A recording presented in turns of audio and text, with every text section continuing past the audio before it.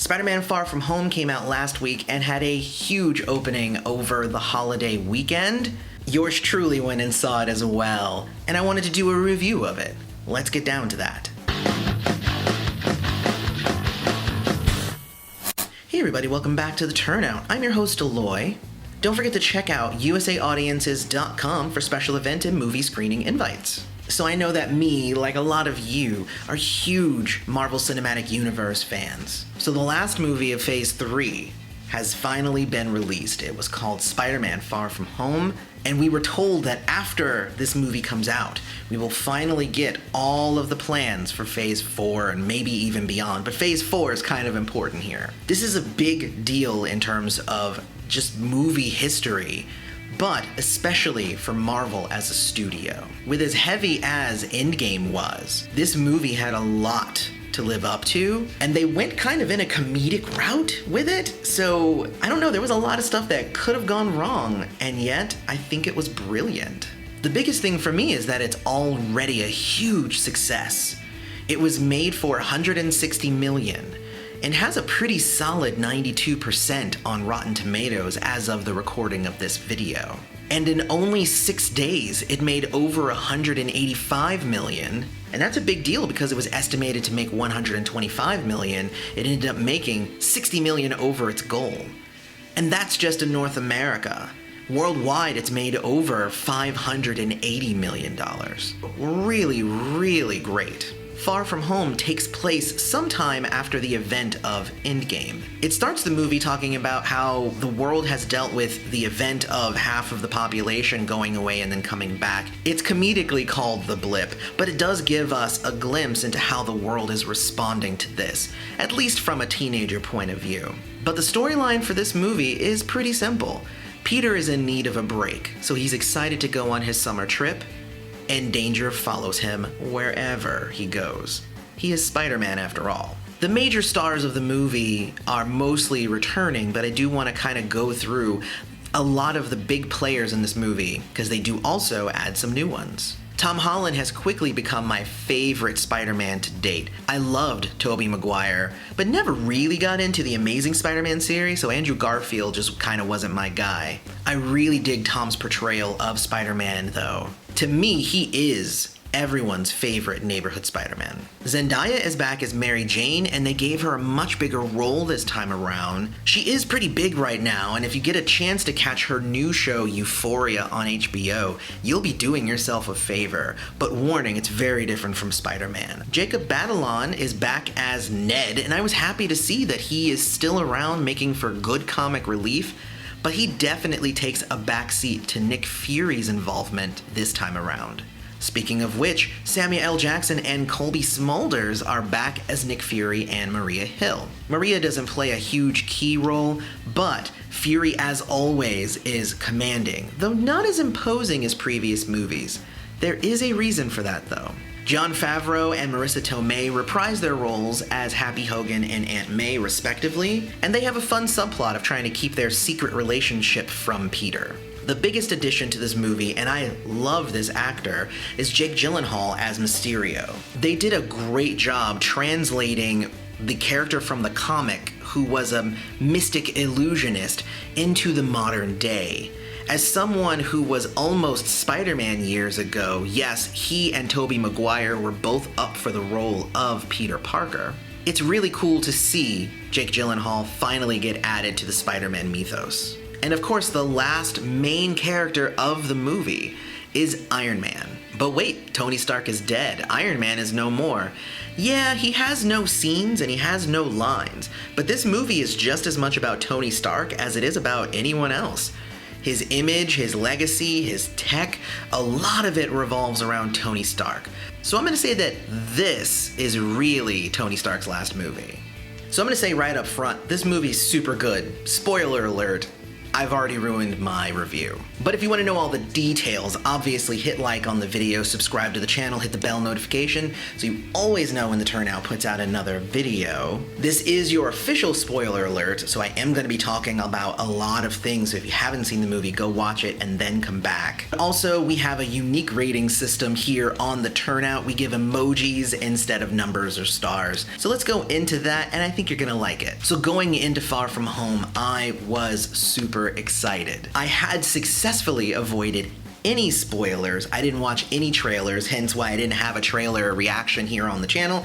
I didn't watch any. I didn't want anything spoiled for my time going to see Far From Home. So I have to go ahead and give my first emoji, and it is the big smile, because this movie definitely delivered. Especially the beginning of the movie and the whole setup with the elementals and Mysterio and Nick Fury and S.H.I.E.L.D., and it was really well done. They established all the characters, and you get a real feel for the stakes against these elemental monsters. Of course, in the back of my mind, it was bugging me. Why is Spider-Man a great fit for fighting fire and wind and water monsters? So obviously there was more to the story. Nick Fury's also a man who knows everything. That's his thing. But there's even a line in the movie where he says, "I used to know everything and now I know nothing," which was very uncharacteristic of Fury. So I had a lot of things kind of going on in my head. I'm like, all right, there's gonna be a twist, there's gonna be something that's gonna happen here.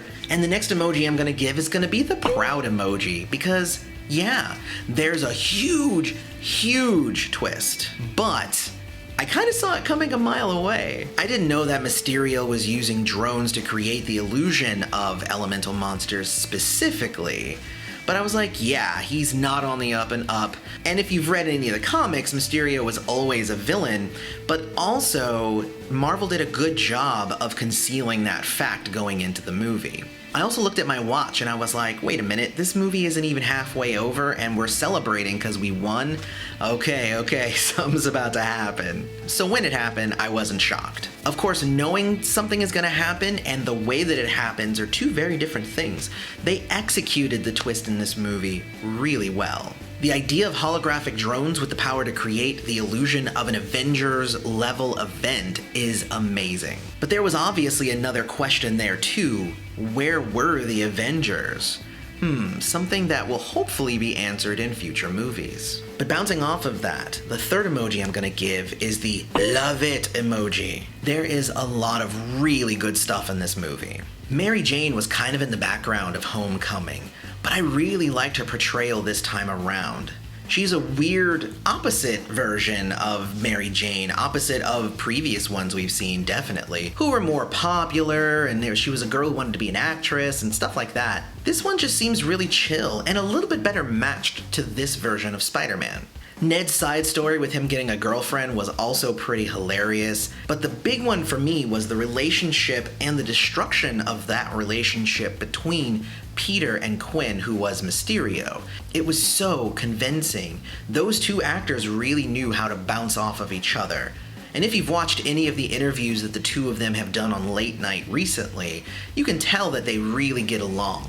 And I think that translated over to acting really well. The action scenes are out of this world. The illusion scenes are amazing. There's just so much to talk about. But my fourth emoji is gonna be the shut your mouth emoji. Hey internet, you did an amazing job keeping all of this a secret. There weren't any leaks. Nobody was out there just trying to ruin other people's good times. And that led everybody being able to go into the movie and really experience it for the first time themselves. And there were a lot of really huge surprises. The initial twist that I just talked about, but also the after credit scenes. This is your second spoiler alert. I've said a lot of stuff, but if you really don't want to know, please don't go any further. But after a really cool web swinging scene of Peter and MJ, we actually get a scene with J. Jonah Jameson with J.K. Simmons reprising his role. Very cool. And he outs Spider-Man as Peter Parker, and then we cut.